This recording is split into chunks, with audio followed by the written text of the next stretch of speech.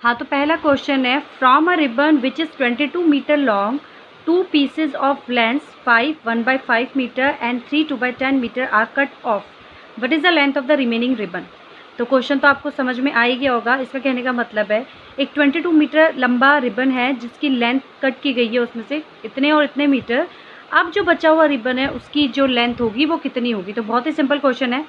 पहले हम लिखेंगे, कभी भी हम किसी क्वेश्चन को अटैम्प्ट करते हैं तो अटैम्प्ट करने के लिए हम एक वे में उसे अटैम्प्ट करना होता है। तो अभी मैं जिस तरह से मैंने किया हुआ है, पहले लिखी है मैंने total length of the ribbon. Ribbon की टोटल लेंथ जो है 22 मीटर्स। फर्स्ट पीस की लेंथ कितनी थी? 5 1/5 मीटर, जिसका मतलब हो गया 26 मीटर। ये सभी बच्चों को करना आता होगा कि किस तरह से इसे ओपन किया जाता है।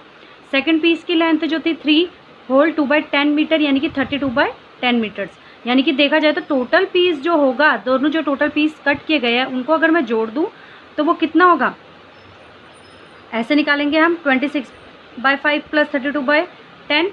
और ये हमने एलसीएम वाले क्वेश्चंस पहले से ही करते आ रहे हैं, तो हम यहाँ पे क्या कर लेंगे, इन दोनों का एलसीएम। और 5 और 10 का एलसीएम हमें पता है क्या निकलता है, 10। और 5 के टेबल में 10 आता है 2 टाइम्स, वो 2 किससे मल्टीप्लाई होगा, 26 से, यानी कि 52। और 10 सेम है, इसलिए 1 टाइम में 32 ये एज इट इज़ रहा। और जब मैं इन दोनों का समेशन कर रही हूँ तो मुझे आंसर मिल रहा है 84/10।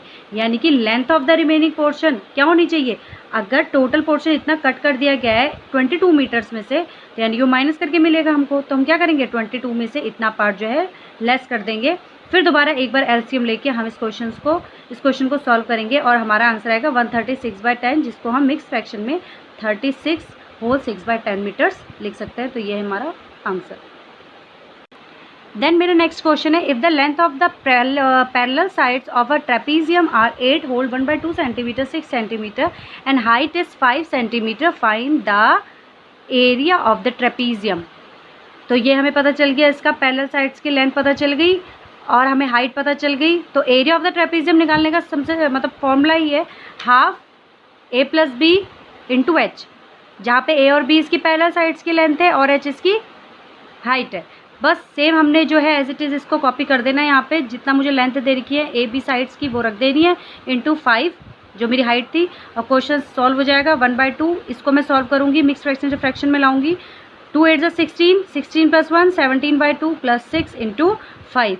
देन इस पार्ट को मैं सॉल्व करूँगी। जब तक मेरे अंदर के जो पार्ट्स है वो उनका सॉल्यूशन नहीं निकलता तब तक हम सेकंड स्टेप पे नहीं आते।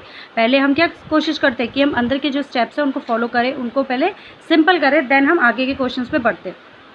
तो इसको मैं सॉल्व करूँगी, सिंपल करूँगी, तो मुझे मिलेगा 29/2। तो ये मेरा 1/2 एज इट इज़ उतार दिया, 29/2 इंटू 5।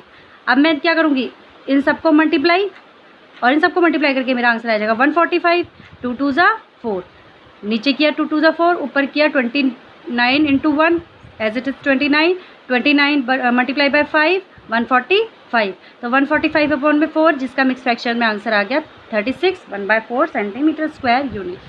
देन मेरा नेक्स्ट क्वेश्चन है, if base and the corresponding altitude of a parallelogram are 9 whole 3/4 centimetre and 12 whole 1/4 centimetre, then find the area of a parallelogram. Simple है, इसमें भी फॉर्मूला पता होना चाहिए हमें एरिया ऑफ पैरेललोग्राम का, जिसका फॉर्मूला होता है बेस इंटू परपेंडिकुलर हाइट।